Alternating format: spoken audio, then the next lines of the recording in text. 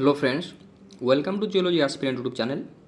So today we will going to discuss about polymorph. ठीक है, polymorph के ऊपर हमारा टॉपिक चल रहा था. हमने केमिकल प्रॉपर्टी देखा था. केमिकल प्रॉपर्टी के अंदर हमने पॉलीमॉर्फ, स्यूडोमॉर्फ, आइसोमॉर्फ हमने देख लिया था. देन हमने नेक्स्ट वीडियो में क्या देखा, उसका मैकेनिज्म देखा. इन मैकेनिज्म हमने 3 टाइप ऑफ ट्रांसफॉर्मेशन देखा: reconstructive, displacive and order disorder.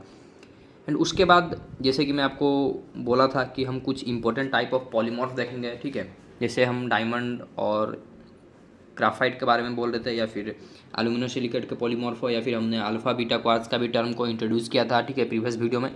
तो वो जो पॉलीमॉर्फ वगैरह है वहाँ पर किस तरीके से ट्रांसफॉर्मेशन हो रहा है, या फिर किस तरीके से चेंजेस देखने को मिल रहे हैं, क्या स्ट्रक्चर में चेंजेस आ रहे हैं, क्या प्रेशर और टेम्परेचर का कंडीशन रहने वाला है, वो चीज़ हम देखेंगे इंडिविजुअल पॉलीमॉर्फ में. क्योंकि इससे पहले तो हमने देख लिया ना, कार्बन का पॉलीमॉर्फ तो डायमंड और ग्राफाइट है, लेकिन नेचर में ऐसा क्या टेम्परेचर लगा या फिर ऐसा क्या कंडीशन लगा तो जिसके वजह से डायमंड कन्वर्ट हो जाता है किस में, ग्राफाइट में. और ये बहुत ज़्यादा लॉस का बात है, क्योंकि जब डायमंड इतना प्रीशियस मिनरल, ठीक है, कन्वर्ट हो जाएगा ग्राफाइट में, तो ये सब चीज़ इंटरेस्टिंग इसलिए बन जाता है क्योंकि डायमंड आपको पता ही है कितना इंपॉर्टेंट है, कितना इकोनॉमिकली हेल्पफुल है. ठीक है, और वो जब चेंज हो जाए ग्राफाइट में, ये तो बात बहुत गलत है ना. क्योंकि डायमंड और ग्राफाइट का वैल्यूएशन आप अंदाज़ा लगा सकते हैं कि उनका वैल्यूएशन क्या है. कोई चीज़ हाई वैल्यूएशन वाला चीज़ अगर लो वैल्यूएशन में कन्वर्ट हो जा रहा है तो इसके पीछे का रीज़न क्या है, क्यों इसमें चेंजेस आ रहे हैं, किस टाइप का पॉलीमॉर्फिक ट्रांसफॉर्मेशन इसमें लग रहा है, क्या पर्टिकुलर एनवायरनमेंट रहने वाला है, क्या टेम्परेचर प्रेशर का कंडीशन रहने वाला है. यही सब चीज़ इसको आगे चल के इंपॉर्टेंट बना देता है.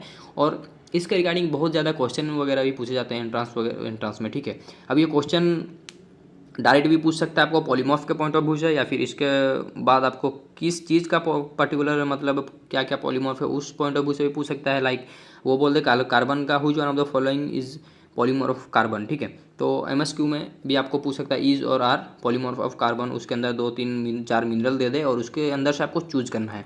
तो इस तरीके से भी वो क्वेश्चन पूछ सकता है. एंड इसमें और एक इसमें ट्रेंड है कि जब आप फेज रूल पढ़ते हो इग्नियस पेट्रोलॉजी में, और यू कैन से मेटामॉर्फिक में भी हाँ फेज रूल है, तो उसके अंदर जब आप फेज रूल देखते हो तो फेज रूल के साथ इस पॉलीमॉर्फिक का स्ट्रक्चर को या फिर टाइप ऑफ पॉलीमॉर्फ जो है किस पर्टिकुलर फील्ड में, मतलब प्रेशर और टेम्परेचर के फील्ड में कौन स्टेबल है, उसके रिगार्डिंग आपको फेज रूल से P+F=C+2 या फिर C+1 के रिगार्डिंग क्वेश्चन वगैरह पूछा जाता है. ठीक है, इससे पहले भी आया है, आगे भी क्वेश्चन आएगा.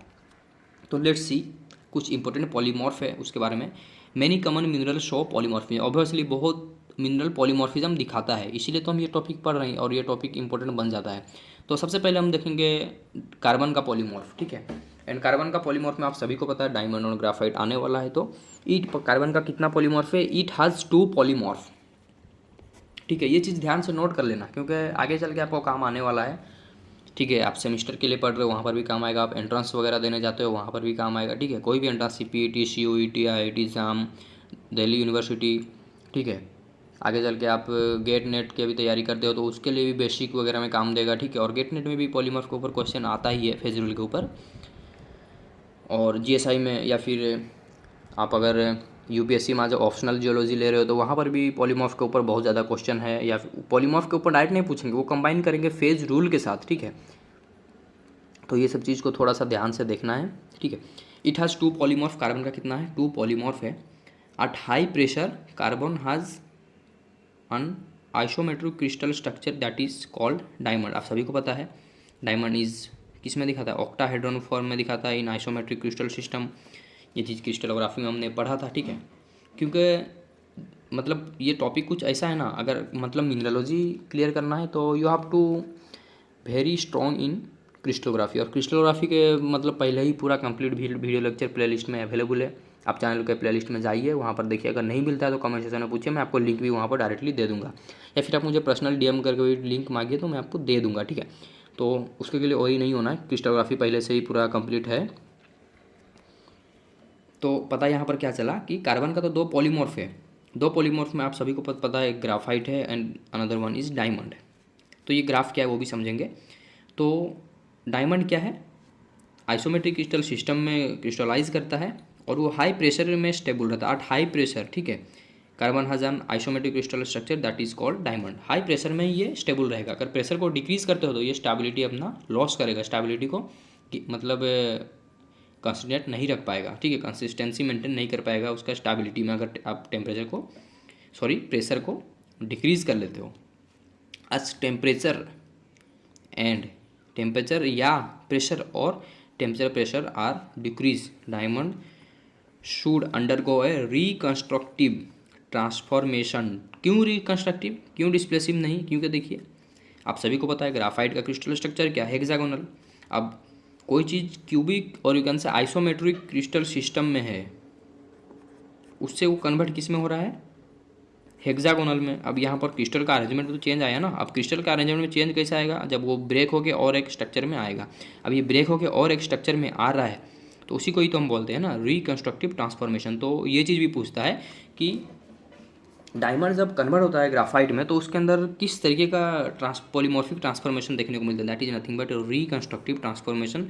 यहाँ पर बॉन्ड का ब्रेकिंग भी होता है बहुत, और इसी के लिए बहुत ज़्यादा टाइम भी लगता है। इससे मतलब प्रीवियस वीडियो में मैं आपको बताया था कि रिकंस्ट्रक्टिव ट्रांसफॉर्मेशन जो है उसका जो ग्रोथ का रेट है या फिर जो rate of reconstructive transformation is very slow, ठीक है, और वेरी स्लो है तो टाइम तो लगेगा ही। और सडनली जब हम ग्राफ देख रहे थे तो एक पर्टिकुलर टेम्परेचर आता है जहाँ पर फॉर्म तो चेंज होता है लेकिन वहाँ पर एनर्जी का भी बहुत ज़्यादा चेंज देखने को मिलता है, बहुत ज़्यादा एनर्जी वहाँ पर इंक्रीज़ कर जाता है, ठीक है। तो यहाँ पर से पता क्या चला कि अगर डायमंड क्या होगा, अगर डायमंड के अंदर हम डायमंड जो नॉर्मल प्रेशर टेम्परेचर में रहना चाहिए, अगर उसको उससे कम प्रेशर टेम्परेचर के एनवायरनमेंट में आप लेके आते हो, सपोज एक वाटर है, मतलब वाटर है, वाटर को आपको आइस के फॉर्म में रखना है तो इसका कंडीशन क्या है, इसको आप 0 डिग्री सेल्सियस में ही रखो। अगर यहाँ पर आप चेंजेस लाते हो, इसको अगर आप लेके आ जाते हो, मैं इसको रखूँगा 15 डिग्री सेल्सियस, तो ये ऑब्वियसली ये आस्ते आस्ते मेल्ट हो जाएगा और वाटर में कन्वर्ट हो जाएगा। क्यों? क्योंकि इस पर्टिकुलर टेम्परेचर में आइस स्टेबल नहीं है। तो सिमिलरली ग्राफाइट का भी टेम्परेचर प्रेशर का रेंज है वो हम देखेंगे, ठीक है, ग्राफ में है। तो उस टेम्परेचर प्रेशर से जब भी उसको आप चेंज करते हो या फिर उसके अंदर डिक्रीज करवा देते हो तो diamond should undergo a reconstructive transformation. तो रिकंस्ट्रक्टिव ट्रांसफॉर्मेशन होता है, ये बहुत स्लो रेट में होता है, ना कि 1-2 दिन में हो जाएगा, ठीक है, मिलियंस ऑफ ईयर लगते हैं, ठीक है, जिसकी वजह से फिर डायमंड किस में कन्वर्ट हो जाएगा, ग्राफाइट में। और ग्राफाइट का क्रिस्टल सिस्टम क्या आप सभी को पता है, हेक्सागोनल क्रिस्टल सिस्टम। तो ग्राफ देखते हैं किस तरीके से कहाँ पर कौन स्टेबल रहता है किस फील्ड में। तो ये देखिए यहाँ पर सिमिलरली जैसे इससे पहले भी हमने ग्राफ वगैरह देखा था, ये एक्सिस टेम्परेचर को रिप्रेजेंट करेगा और ये एक्सिस प्रेशर को रिप्रेजेंट करता है, ठीक है। तो यहाँ पर क्या है, ये 2 फील्ड है, ये इस तरीके से जा रहा है, तो इसके नीचे ग्राफाइट स्टेबल है, इसके ऊपर डायमंड स्टेबल है। लेकिन ग्राफाइट से डायमंड कब बनेगा, और this is nothing but geothermal gradient. अब जियोथर्मल ग्रेडियंट क्या है, मतलब जियो means earth and thermal means temperature and gradient means change. तो अर्थ का टेम्परेचर में अगर कुछ चेंजेस देखने को मिलता है with respect to your any quantitative changes, quantitative changes means वो में भी डिस्टेंस हो सकता है, ठीक है, और कोई लेंथ हो सकता है कि कोई लेंथ के अलोंग अगर अर्थ के टेम्परेचर में अगर आपको चेंज देखने को मिले, that is nothing but your geothermal gradient. अगर जियोथर्मल ग्रेडियंट के बारे में किसी को जानना है तो आप कमेंट सेक्शन में बताइए, उसके ऊपर भी हम वीडियो बना लेंगे, ठीक है, कोई दिक्कत नहीं है। तो ये जियोथर्मल ग्रेडियंट को दिखाता है किस तरीके से टेम्परेचर, क्योंकि GT means geo and thermal, geo means earth, thermal means temperature, earth का टेम्परेचर का ग्रेडियंट। ग्रेडियंट क्या है आप सभी को पता है, it is like a slope, ठीक है। तो किस तरीके से जियोथर्मल ग्रेडियंट यहाँ पर मतलब टेम्परेचर का ये बता रहा है कि किस तरीके से इंक्रीज हो रहा है, ठीक है, पर्टिकुलर डिस्टेंस में। तो टेम्परेचर इंक्रीज होते जाता है, टेम्परेचर के साथ यहाँ पर क्या हो रहा है, यहाँ पर जैसे हम टेम्परेचर इंक्रीज करवा रहे हैं, ये देखिए यहाँ से हम जाएंगे इंक्रीज होगा ना, ये इंक्रीज हो रहा है, यहाँ पर देखिए ये टेम्परेचर है, यहाँ पर आए ये टेम्परेचर बन गया, तो टेम्परेचर यहाँ पर टेम्परेचर में इंक्रीमेंट हुआ। With that increment of temperature pressure में भी इंक्रीमेंट हो रहा है, ये देखिए प्रेशर भी बढ़ते जा रहा है, ठीक है। तो प्रेशर बढ़ते जा रहा है, एक ऐसा कंडीशन आएगा, here you get 50,000 atmospheric pressure and यहाँ पर यू गेट 100 डिग्री सेल्सियस। इस पॉइंट के बाद डायमंड स्टेबल है। अगर इसके नीचे आप लेके आते हो तो डायमंड ऑब्वियसली अनस्टेबल बन जाएगा, अनस्टेबल में वो ग्राफाइट में कन्वर्ट हो जाएगा, ठीक है। तो देखिए इस लाइन के along diamond can form along here, तो इस लाइन के अलोंग आपको डायमंड देखने को मिलता है। इसके नीचे अगर लेके आओगे तो डायमंड हमने देखा रिकंस्ट्रक्टिव ट्रांसफॉर्मेशन के अंदर चल जाएगा, उसके अंदर रीअरेंजमेंट हो जाएगा, बॉन्ड का ब्रेकिंग होगा and you get a mineral that is graphite. तो आई होप आपको ये क्लियर आइडिया आ गया होगा। Then another type of polymorph is Al2SiO5 polymorph, और इसी को ही कुछ इस तरीके से भी लिखा जाता है Al2O3 एंड SiO2 पॉलीमॉर्फ, ठीक है। तो ये भी आपको पता ही होगा, और जिनको नहीं पता उनके लिए देखेंगे। It has 3 polymorph. तो Al2O3 SiO2 का कितना पॉलीमॉर्फ है? 3 पॉलीमॉर्फ। जैसे हमने कार्बन का पॉलीमॉर्फ देखा, that is 2 polymorph, graphite and diamond. Similarly Al2O3 has 3 polymorph. अब 3 पॉलीमॉर्फ क्या क्या है, let's see one by one.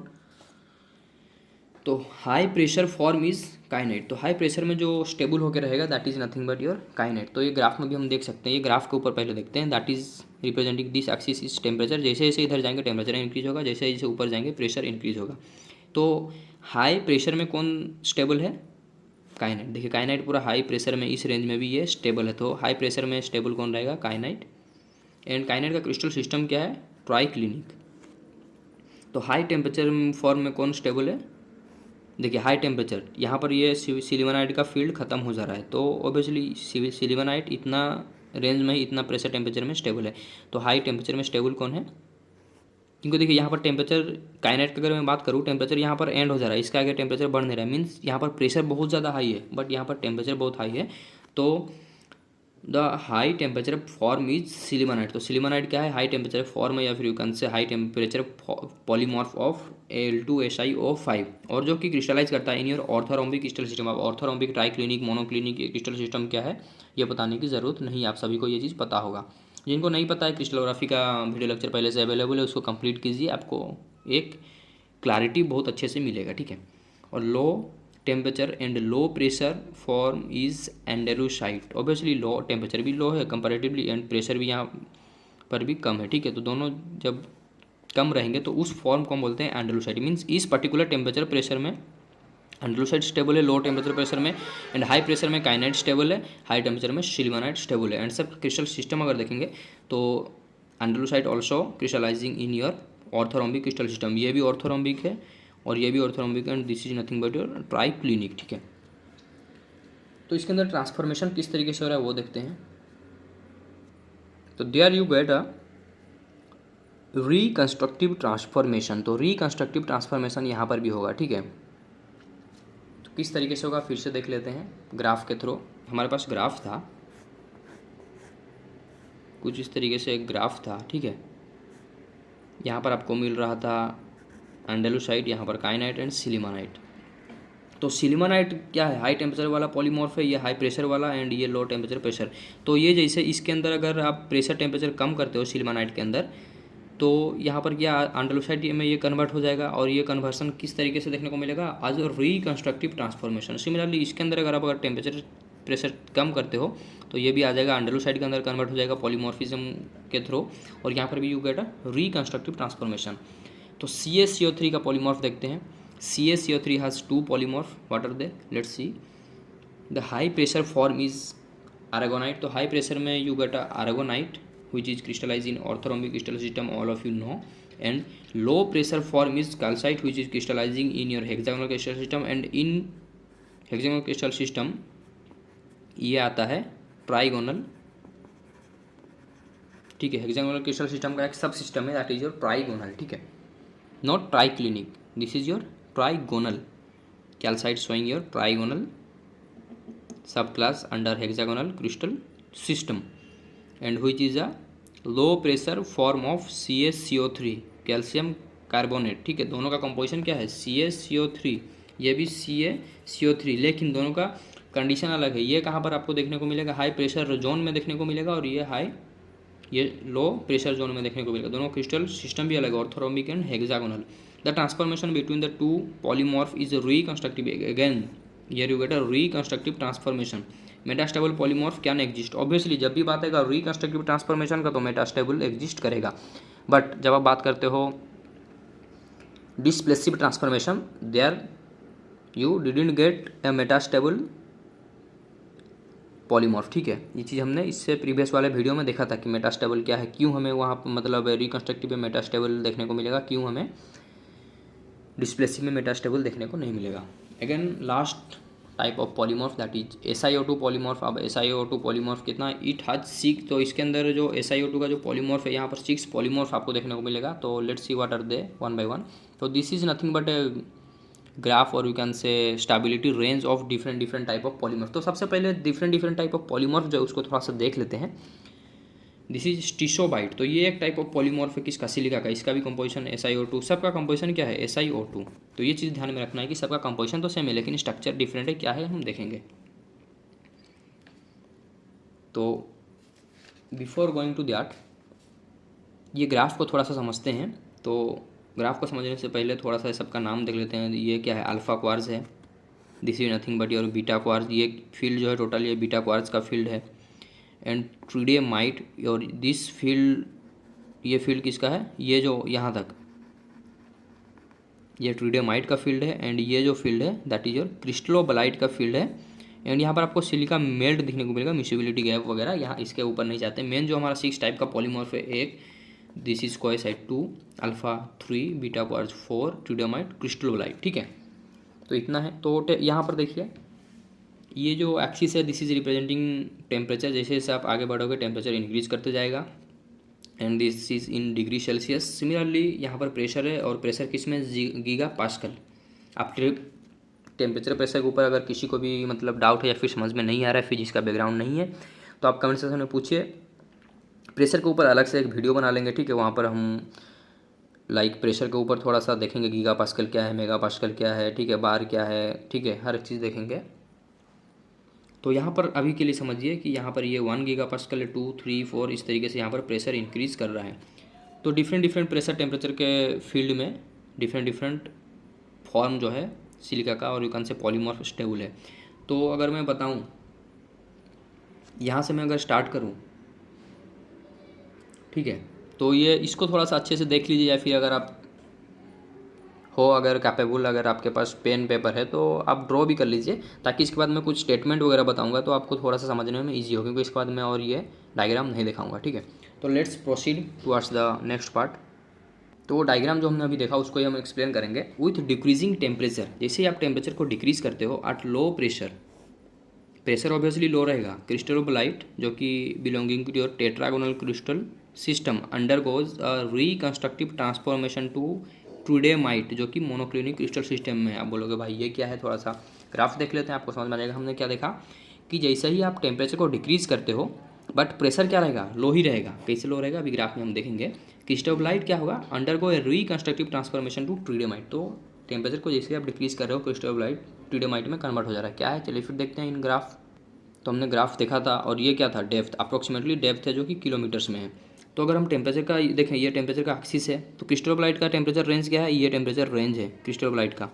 जैसे ही आप टेम्परेचर को नीचे करते हो, क्रिस्टलोबलाइट है इस टेम्परेचर में, जैसे ही क्रिस्टलोबलाइट को आप एक ऐसा एनवायरनमेंट में लेके आते हो जहाँ पर टेम्परेचर कम हो जाता है, कितना, ये रेंज में आ जाता है टेम्परेचर, तो इस टेम्परेचर में। लेकिन प्रेशर अगर देखें नियरली हम बोल सकते हैं कॉन्स्टेंट है, ठीक है, क्योंकि प्रेशर में ज़्यादा इंक्रीमेंट नहीं हो रहा है, ठीक है। प्रेशर आज कम्पेयर टू टेम्परेचर बहुत ज़्यादा मिनिमल डिफ्लेक्शन दिखा रहा है, या फिर यहाँ पर डिफ्लेक्शन है ही नहीं प्रेशर में आज कम्पेयर टू टेम्परेचर, ठीक है। जब हम कंपैरिजन करते हैं रिलेटिवली, तो ये देखिए ये 1800 डिग्री सेल्सियस में था, यहाँ पर आके नियर अबाउट 900 डिग्री सेल्सियस में, मीन्स टेम्परेचर में तो डबल डिक्रीमेंट हुआ, लेकिन प्रेशर नियर अबाउट हम बोल सकते हैं इतना ही में ही सीमित है, ठीक है।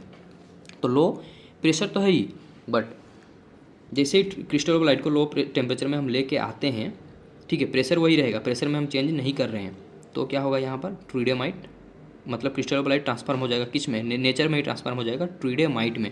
और इसका क्रिस्टल सिस्टम अलग है, इसका क्रिस्टल सिस्टम अलग है, और यहाँ पर रिकंस्ट्रक्टिव ट्रांसफॉर्मेशन दिखेगा, ठीक है।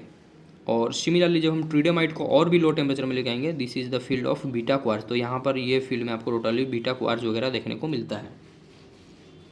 तो सिमिलरली फिर स्टेटमेंट 1 बाय 1 देखते हैं। और दोनों का देखिए, cristobalite is coming under tetragonal and tridymite coming under your monoclinic.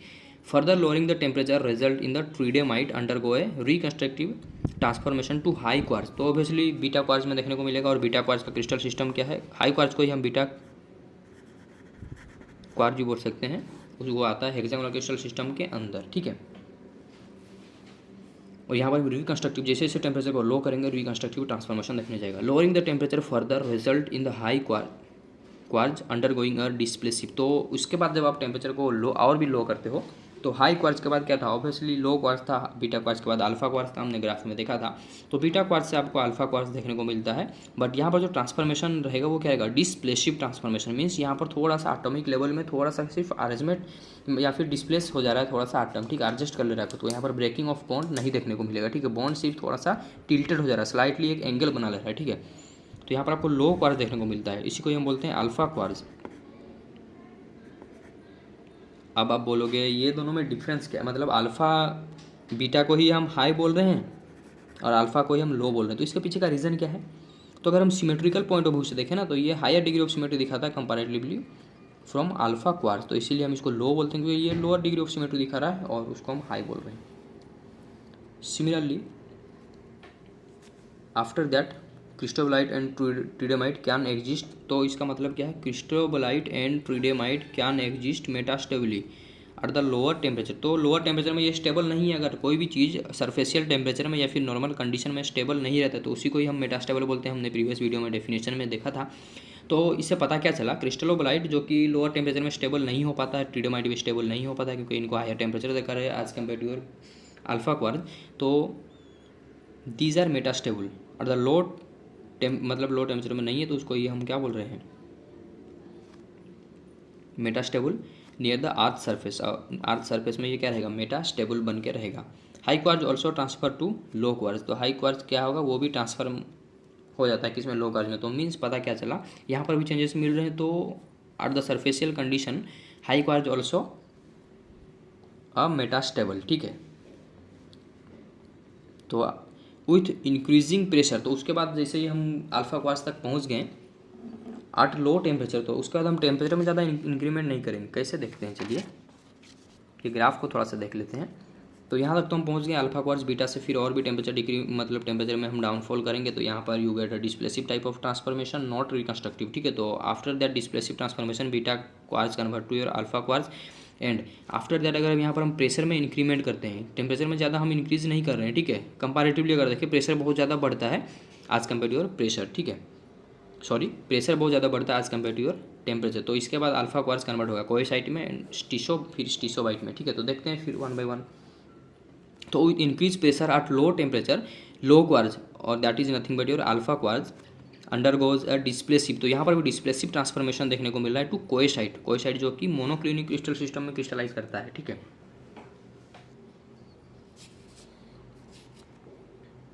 तो आई होप आपको ये चीज़ समझ में आ गया होगा।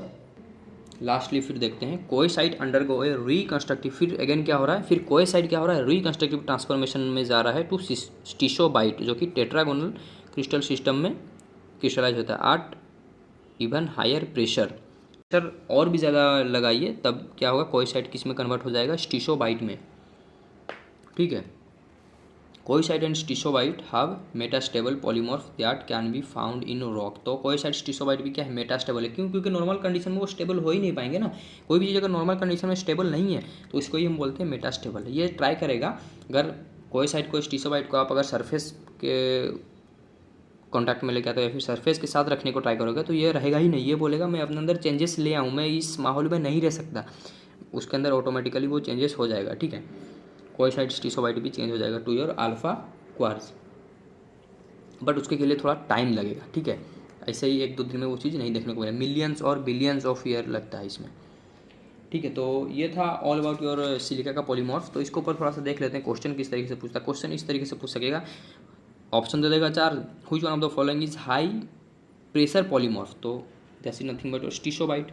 और स्टीसोबाइट से कोएसाइट में जो कन्वर्जन हो रहा है या फिर यहाँ पर जो भी मतलब चेंजेस आ रहे हैं दैट इज़ कौन सा, रिकंस्ट्रक्टिव। एंड यहाँ पर डिस्प्लेसिव, ठीक है। और अल्फा से बीटा जो हो रहा है, बीटा से अल्फा में यहाँ पर भी डिस्प्लेसिव एंड बाकी जो है रिकंस्ट्रक्टिव, ठीक है। और हाई टेम्परेचर का पॉलीमॉर्फ भी पूछ लेगा, लो टेम्परेचर लो प्रेशर का, इस तरीके से कुछ भी पूछ सकता है। तो you have to remember that diagram according to that field you can easily capable to solve, ठीक है। तो हमने तो देख लिया, लेकिन यहाँ पर कुछ कन्फ्यूजन हो जाता है, ठीक है। किस टाइप का कन्फ्यूजन, क्रिस्टल सिस्टम के अंदर, लाइक हमने अल्फा देखा, बीटा क्वार्ट्ज देखा, क्रिस्टलोबाइट, ट्यूडेमाइट, कोइसाइट, स्टिसोबाइट, ठीक है। इसको जब आप डिफरेंट डिफरेंट बुक के अंदर देखते हो, डिफरेंट डिफरेंट लाइक आप डेक्सटर परकिन देख लीजिए, अर्थ मटेरियल देख लीजिए, तो बुक टू बुक थोड़ा सा वेरिएशन देखने को मिलता है इन क्रिस्टल सिस्टम। तो यहाँ पर कन्फ्यूजन होता है स्टूडेंट का, क्यों? क्योंकि जब बुक में ही डिफरेंट बुक में डिफरेंट डाटा दिया है तो ऑब्वियसली ये तो कंपलसरी है कि कन्फ्यूजन तो आएगा। जो बिगिनर्स है तो वो क्या करना है, उनके लिए मैं टेबल एक लेके आया हूँ। तो सिलिका का मिनरल को पहले क्या क्या सिलिका का मिनरल है, अल्फा क्वार्ट्ज को ही इस तरीके से आप लिख सकते हैं शॉर्ट फॉर्म में, या फिर इसको ही लो क्वार्ट्ज हम बोलते हैं, बीटा क्वार्ट्ज को ही हाई क्वार्ट्ज बोलते हैं, क्रिस्टोबलाइट, ट्यूडेमाइट, कोएसाइट एंड स्टिसोबाइट, ठीक है। ये क्या है, 6 पॉलीमॉर्फ है। तो इसका क्रिस्टल सिस्टम देख रहे हैं, अल्फा क्वार्ट्ज क्रिस्टल सिस्टम क्या है, हेक्सागोनल, ठीक है। हेक्सागोनल के अंदर भी समटाइम्स ट्राइगोनल, हेक्सागोनल के अंदर भी मतलब आपको दिखाता है ट्राइगोनल, और इसका जो फॉर्म होता है प्रिज्मेटिक। तो इसके बारे में थोड़ा सा देख लीजिए ताकि मतलब बुक टू बुक ये वेरिएशन दिखाता है। तो ये जो चीज़ें मैं ऑथेंटिक चीज़ दिखा रहा हूँ आपको, दोनों बुक का मैं कंबाइन करके ये टेबल आपको दे रहा हूँ। अगेन अगर मैं बीटा क्वार्ट्ज का बात करूँ, that is also belonging to hexagonal. ये देखिए ये दोनों हेक्सागोनल के अंदर है, बट इसके अंदर भी अगर आपको स्पेसिफिक पूछे अल्फा क्वार्ट्ज हेक्सागोनल के अंदर रहते हुए भी किसके अंदर है, ट्राइगोनल, जो कि एक सब क्रिस्टल सिस्टम है, ठीक है। और अगर दोनों का हार्डनेस देखें कंपैरेटिवली, देखिए 7.0 और स्पेसिफिक ग्रेविटी अगर देखें, स्पेसिफिक ग्रेविटी तो अल्फा क्वार्ट्ज का 2.6 है and beta quartz is 2.5। And cristobalite का अगर देखें, इसका रियलिटी में अगर हम देखेंगे crystal system, this is your tetragonal crystal system, but sometimes कुछ बुक में आपको देखने को मिलेगा आइसोमेट्रिक, बट वो रियलिटी में आइसोमेट्रिक रहता ही नहीं है, सूडो आइसोमेट्रिक। अब सूडो क्या है आप सभी को पता है, इससे पहले हमने सूडोमॉर्फ देखा था, वो रहता कुछ और है अंदर से, लेकिन बाहर से एक्सप्रेस कुछ और करता है, तो इसलिए कन्फ्यूजन हो जाता है। और जो बुक में भी दिया है वो मतलब गलत नहीं है, लेकिन जो बिगनर्स है उनको कन्फ्यूजन हो जाता है, क्योंकि कुछ बुक में डायरेक्टली लिख देगा आइसोमेट्रिक क्रिस्टलोबाइट, कुछ बुक में टेट्रागोनल। अब कन्फ्यूजन होगा कि आप ये एक्चुअली में आइसोमेट्रिक है या फिर टेट्रागोनल है, ठीक है। तो दैट्स द, ये दो बुक का मैं आपको 2-3 बुक का मतलब कंबाइन करके मटेरियल दे रहा हूँ। तो इसको सूडो आइसोमेट्रिक मतलब कंसिडर किया जाता है, तो बेस्ट इज आप टेट्रागोनल को कंसिडर कीजिए, बट ये भी याद रखिए क्योंकि कुछ कुछ बुक में इस तरीके से भी रहता है, ठीक है। और इसका अगर हम हार्डनेस देखें 6.0 to 7.0 and specific gravity 2.3। Similarly tridymite monoclinic crystal system में क्रिस्टलाइज करता है, बट इसको भी हेक्सागोनल क्रिस्टल सिस्टम कुछ कुछ बुक में देखने को मिलता है, but that is not exactly hexagonal, that is pseudo hexagonal. अब सूडो टर्म लगने से आप सभी को पता है वो क्या है। और स्पेसिफिक अगर हम हार्डनेस का बात करें 7.0, स्पेसिफिक ग्रेविटी 2.2।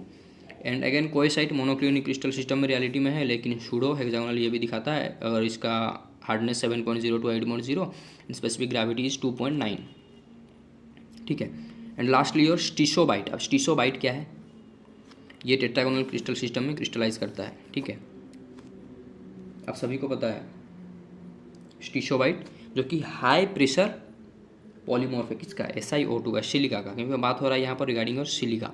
तो हार्डनेस क्या है इसका 8 एंड स्पेसिफिक ग्रेविटी इज़ 4.3। देख लीजिए कितना ज़्यादा स्पेसिफिक ग्रेविटी, क्योंकि प्रेशर बहुत ज़्यादा है, प्रेशर कोई भी चीज़ पे ज़्यादा लग गया तो वो डेंस बहुत हो जाएगा। हमने देखा था प्रीवियस वीडियो लेक्चर में, देखा था कि रिकंस्ट्रक्टिव ट्रांसफॉर्मेशन में और नॉट रिकंस्ट्रक्टिव, मतलब प्रेशर लगने से किस तरीके से पॉलीमॉर्फ में ट्रांसफॉर्मेशन देखने को मिलता है, और प्रेशर की वजह से किस तरीके से कोई भी चीज़ कम्पैक्ट हो जाता है। कम्पैक्ट होगा तो ऑब्वियसली वो डेंस होगा, और वो जितना डेंस होगा तो ऑब्वियसली डेंसिटी उसका इंक्रीज करेगा, और डेंसिटी इज़ डायरेक्टली मतलब related to your specific gravity. That's the reason high pressure का जितना भी पॉलीमॉर्फ देखिएगा उसमें ज़्यादा आपको रिलेटिवली स्पेसिफिक ग्रेविटी मिलेगा। ये देखिए 2.9 है, ठीक, क्यों, क्योंकि कोई साइड भी थोड़ा सा कहीं ना कहीं इसमें प्रेशर ज़्यादा रहता है, ठीक है। और जैसे जैसे टेम्परेचर आप उसमें इंक्रीज़ करोगे मतलब कॉम्पैक्सिटी वो क्या होगा, डिक्रीज़ करते जाएगा। तो ये एक चीज़ आप समझ सकते हो जनरल ट्रेंड प्रेशर और टेम्परेचर की वजह से किस तरीके से स्पेसिफिक ग्रेविटी में आपको चेंजेस देखने को मिलता है, ठीक है।